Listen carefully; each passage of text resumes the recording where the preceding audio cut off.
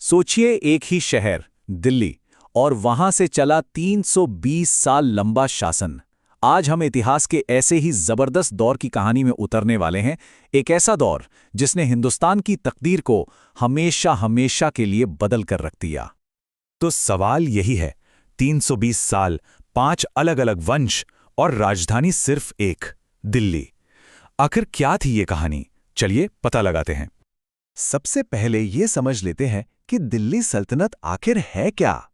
तो ये 1206 से 1526 के बीच का वो समय है जब कई मुस्लिम राजवंशों ने दिल्ली को अपना सेंटर बनाकर भारतीय उपमहाद्वीप के एक बहुत बड़े हिस्से पर हुकूमत की।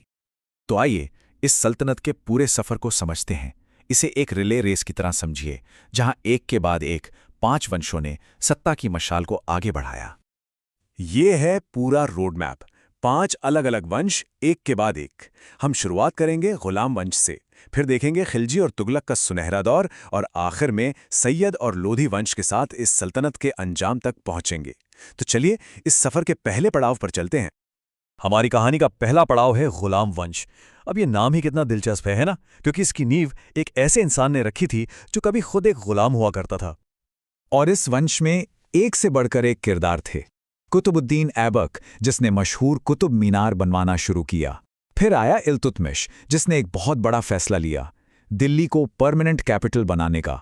और हाँ, रज़िया सुल्तान को कैसे भूल सकते हैं, हिंदुस्तान की पहली और अकेली महिला मुस्लिम शासक। और आखिर में बलबन, जिसने अपने कड़े शासन से सल्तनत को एक मजबूत शक्ल दी। गुलाम वंश के बाद सल्तनत अपने पीक पर पहुंची।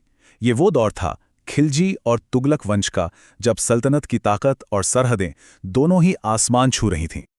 और इस दौर का सबसे बड़ा नाम अलाउद्दीन खिलजी। उसके इरादे बहुत बड़े थे, इतने बड़े कि वो खुद को दूसरा सिकंदर कहता था। और खिलजी सिर्फ बातें नहीं करता था, उसने मंगोलों को खदेड़ा, सल्तनत को दक्षिण भारत तक फैला दिया, और सबसे बड़ी बात, मार्केट कंट्रोल जैसे जबरदस्त आर्थिक सुधार किए। सोचिए, चीजों के दाम फिक्स कर दिए, जिससे आम लोगों को बड़ी राहत मिली। सच में उसका राज सल्तनत का एक गोल्डन पीरियड था। खिलजी के बाद तुगलक वंश का दौर शुरू हुआ, और साथ ही एंट्री हुई इतिहास के एक बड़े ही अनोखे सुल्तान की, मोहम्मद बिन तुगलक। कमाल की बात यह है कि वो अपने जमाने का सबसे पढ़ा लिखा शासक था, लेकिन उसे सबसे नाकाम भी माना जाता है। तो आखिर क्यों वो इतना असफल रहा? वजह थे उसके 4 बड़े और कहें तो कुख्यात प्रयोग। पहला, राजधानी को दिल्ली से दौलताबाद ले जाना। दूसरा, टोकन करेंसी चलाना, मतलब तांबे के सिक्के जिनकी कीमत चांदी के सिक्कों के बराबर थी। तीसरा, दोआब जैसे उपजाऊ इलाके में टैक्स बढ़ा देना। और चौथा, चीन पर चढ़ाई का एक बहुत बड़ा लेकिन नाकाम प्लान। आइडियाज तो कमाल के थे, पर एग्जीक्यूशन पूरी तरह से फेल। मोहम्मद बिन तुगलक के बाद आया फिरोज शाह तुगलक, जो उससे एकदम उलट था। जहां एक तरफ मोहम्मद बिन तुगलक बड़े बड़े फेल एक्सपेरिमेंट कर रहा था, वहीं फिरोज शाह ने खेती, सिंचाई और टैक्स सिस्टम में सुधार करके लोगों की जिंदगी को बेहतर बनाया। तुगलक वंश के बाद सल्तनत का सुनहरा दौर ढलने लगा। अब कहानी ढलान की तरफ बढ़ रही थी, और स्टेज पर एंट्री हुई सैयद और लोधी वंश की। और इस ढलान की एक बहुत बड़ी वजह थी 1398 में तैमूर का हमला। वो एक ऐसा भयानक आक्रमण था जिसने दिल्ली की कमर तोड़ दी और सल्तनत को बहुत ज्यादा कमजोर कर दिया। इसके बाद आए सैयद, जो काफी कमजोर साबित हुए। उनके बाद लोधी वंश ने सत्ता संभाली, जो अफगान मूल के पहले शासक थे।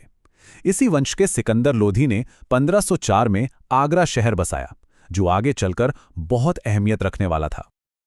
और फिर आया साल 1526, सल्तनत का फाइनल शोडाउन। एक तरफ था दिल्ली का आखिरी सुल्तान इब्राहिम लोधी, और दूसरी तरफ एक नया ताकतवर हमलावर बाबर। ये सिर्फ 2 बादशाहों की जंग नहीं थी, बल्कि एक पुराने दौर के अंत और एक नए युग की शुरुआत की लड़ाई थी। पानीपत की पहली लड़ाई में बाबर जीत गया, और इसी जीत के साथ 320 साल से चली आ रही दिल्ली सल्तनत का सूरज हमेशा के लिए डूब गया, और एक नए विशाल साम्राज्य, मुगल साम्राज्य का उदय हुआ। लेकिन कहानी यहां खत्म नहीं होती। असली सवाल तो यह है कि इन 320 सालों में सल्तनत ने भारत को दिया क्या? आखिर उसकी विरासत क्या है? इसकी विरासत काफी गहरी है।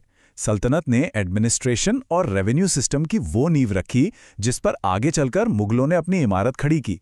इसने गंगा जमनी तहजीब को बढ़ावा दिया, यानी हिंदू मुस्लिम कल्चर का एक खूबसूरत मेल।